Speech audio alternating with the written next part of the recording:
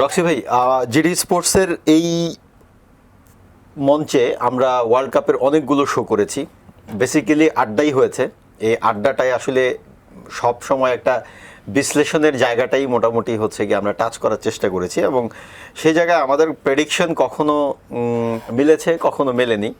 যেমন এই মঞ্চে কোনো একজন অতিথির সঙ্গে যখন সেমিফাইনালের লাইন আপ বলা হচ্ছিল, তখন আমি প্রেডিক্ট করেছিলাম যে ফ্রান্স এবং স্পেনের মধ্যকার ম্যাচে স্পেন জিতবে এবং ফ্রান্সকে বিট করবে, এবং সে জায়গায় স্পেনের যে টিকি টাকা ফুটবল সেটা একটা বড় ফ্যাক্টর হিসেবে কাজ করবে। যদিও এটা আমি অন্যান্য আরও বেশ কিছু শোতেও বলেছি, কিন্তু শেষ পর্যন্ত সেটাই হয়েছে। এটা হয়তো বা কাকতালীয়ই হতে পারে, আমাদের অনেক প্রেডিকশনই এবারের ওয়ার্ল্ড কাপে মেলেনি, বাট অনেকগুলো মিলেছেও।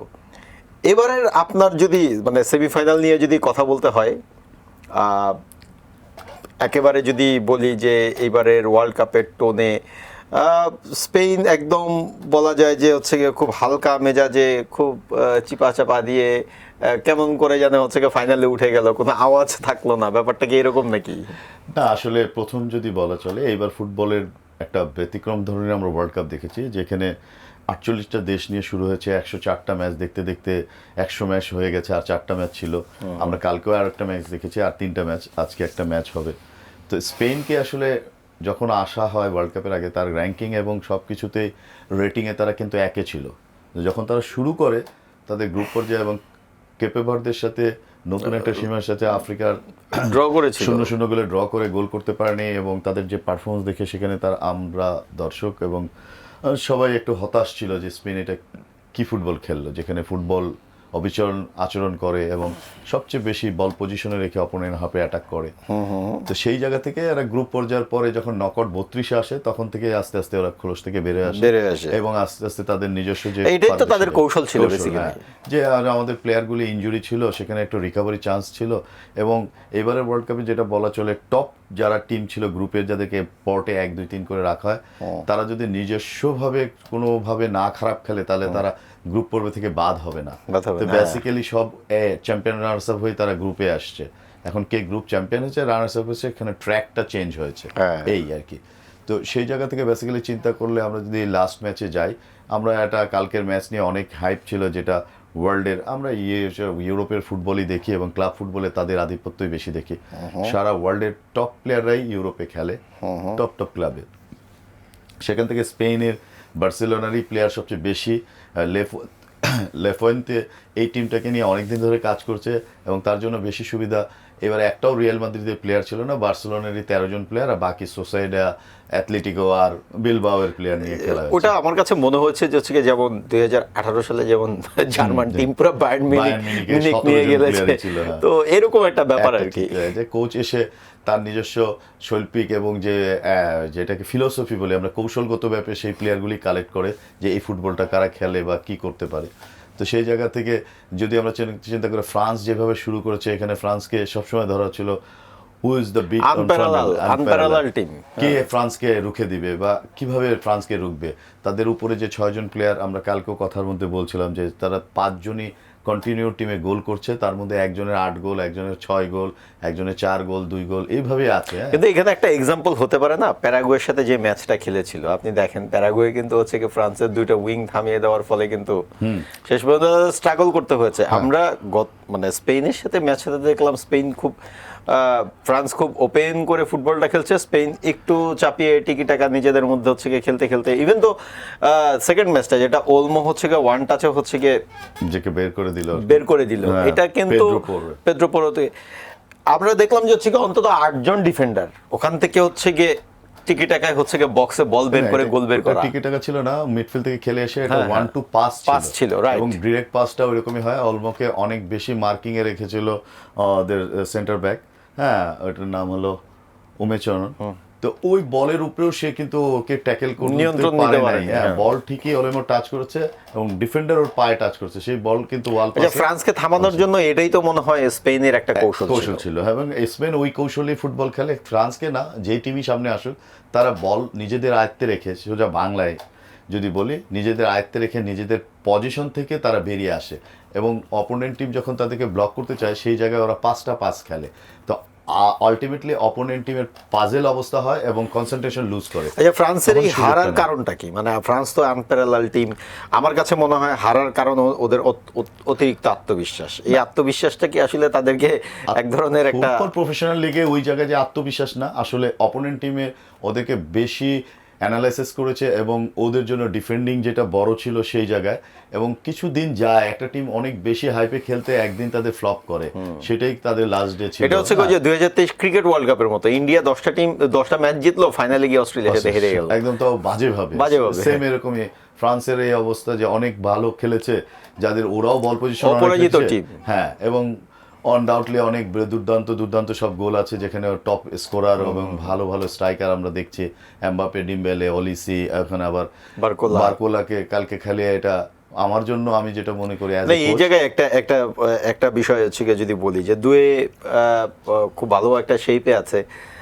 ইনফ্যাক্ট আপনি যদি দেখেন যে স্পেন যখন হচ্ছে গিয়ে খুব ডিপ ডিফেন্ডিং এ চলে যায়, তাদের অপোনেন্টের ফ্রান্সের হচ্ছে গিয়ে 5 জন ফরওয়ার্ড যখন প্রেসার ক্রিয়েট করে, তখন এমবাপ্পে কিন্তু একটা সময় হচ্ছে গিয়ে আর বক্সে ঢোকা ট্রাই করছে না, সে বাইরে থেকেই হচ্ছে গিয়ে মারছিল এবং এগুলো সব বাইরে দিয়ে যাচ্ছিল।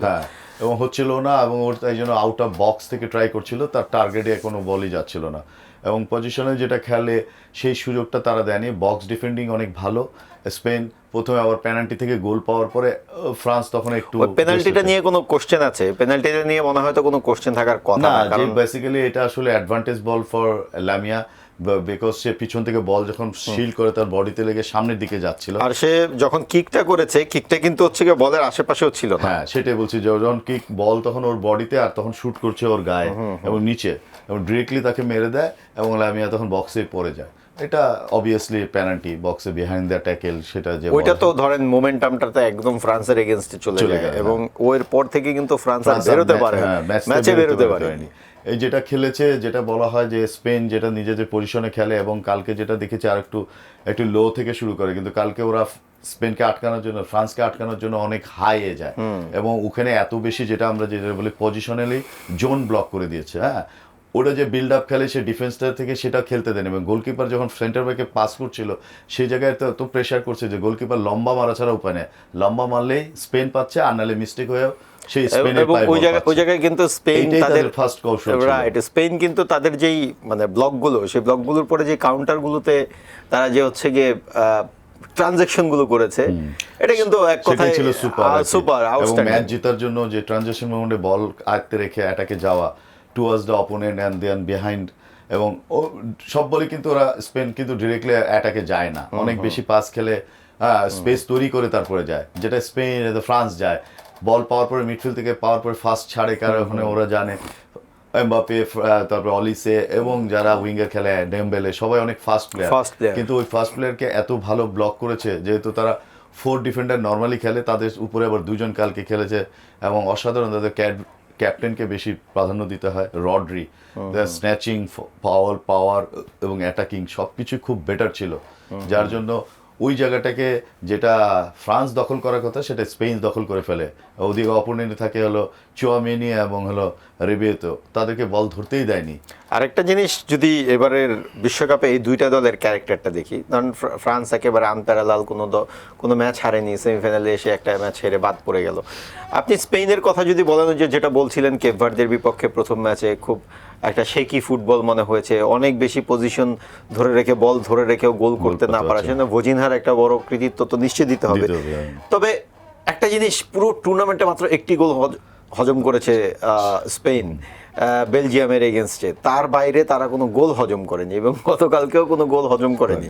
সো এটা খুবই সিগনিফিক্যান্ট একটা টিমের জন্য, এবং একটা টিম যদি মানে আমরা কিন্তু এবারের ওয়ার্ল্ড কাপ শুরুর আগে অনেকে স্পেনকে কিন্তু গোনায় রাখেনি, অনেকে চিন্তা করছিল না, স্পেন কিন্তু সেরা 5 দলের মধ্যে ছিল না, যেটা চিন্তা করেছে যে হ্যাঁ আর্জেন্টিনা এবং অবভিয়াসলি ফ্রান্স যাবে, এবং তাদেরকে আগে থেকেই তৈরি করছে দুই গ্রুপ থেকে উঠে ইভেন তো নরওয়ে সুইজারল্যান্ড নিয়েও কিন্তু কারো ভাবনা ছিল না, সে জায়গায় হয়তো বা এশিয়ার একটা দলকে কেউ এক্সপেক্ট করছিল, বাট আমার কাছে মনে হয় আমি এইবারের ওয়ার্ল্ড কাপ শুরুর আগেই আমি ধরে নিয়েছিলাম যে হচ্ছে গিয়ে, এবং আমি এটা সামাজিক যোগাযোগ মাধ্যমে আমার পেজেও দিয়েছিলাম যে ব্রাজিলের দৌড় সর্বোচ্চ কোয়ার্টার ফাইনাল, এর বাইরে তারা যাওয়া গেলে এটা একটা অবিশ্বাস্য হবে। অ্যাক্সিডেন্ট হবে।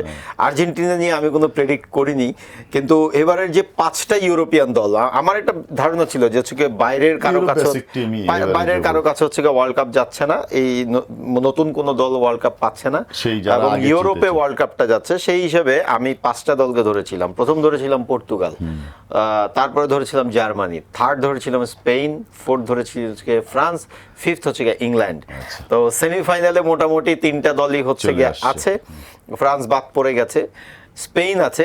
আমার ধারণা এই ওয়ার্ল্ড কাপটা এবার ইউরোপেই থাকবে। সে প্রসঙ্গে আমিও আপনার কাছে জানতে চাইবো, আমারও একটা প্রেডিকশন আপনাকে আমি বলি। এই ম্যাচের আগে আমি কিন্তু বলেছিলাম যে স্পেন জিতবে, আচ্ছা, অনেক কারণেই বলেছিলাম। কারণ আমার কাছে মনে হয় যে হচ্ছে কি এইরকম একটা টুর্নামেন্ট খেলার পরে একটা টিম যখন হারছে না, তারা একদম আনপ্যারালাল, প্যারাগুয়ের ম্যাচটা বাদে আপনি দেখেন প্রত্যেকটা ম্যাচ একদম ডমিনেট করে হচ্ছে গিয়ে ফ্রান্স জিতেছে, right? এটাই। তো সেই জায়গায় তাদের কনফিডেন্সের লেভেলটা হচ্ছে গিয়ে বাড়তি। এটা আবার স্কোরিং অ্যাবিলিটি দিক থেকে দেখা গেলে কম হলেও কিন্তু পজিটিভ ফুটবল খেলে তার সাথে যে দখলদার, পজিশন টু পজিশন, হ্যাঁ, বল দখলে রেখে তাদের পজিশনে রাখা, এটা অনেক বেশি, এবং অপোনেন্ট টিমগুলিকে সেই সুযোগই দেওয়া হয় না। সেটা আরও বেশি প্রমাণ হলো ফ্রান্সের মতো এত আন্ডারডগ বা এত হাই পাওয়ার টিমেরও তাদেরকে বল ধরতে দেয়নি, এবং টপ প্লেয়ার যাদের বলা হয়, যারা বল রেখে অপোনেন্টকে বিট করার ক্ষমতা রাখে, সেখানে 4-4 প্লেয়ারের কথা বলি, সেখানে কিন্তু তারাই ডমিনেট করতে পারেনি।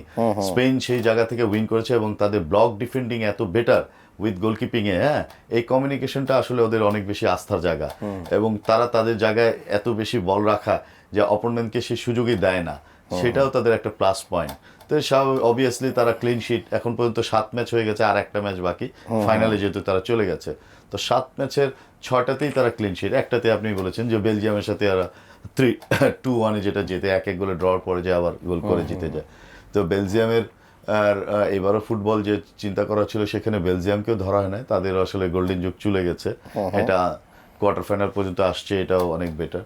কিন্তু আমরা কালকের ম্যাচ নিয়ে আমি যেটা বলি বারবারই, ফ্রান্স অনেক হতাশ করেছে, স্পেন যা ফুটবল খেলেছে আসলে তারা দাবিদার এবং চ্যাম্পিয়ন হওয়ার মতোই টিম, তাদের সেই এনার্জিক্যাল পাওয়ার ফুটবলার সবাই এখন আছে।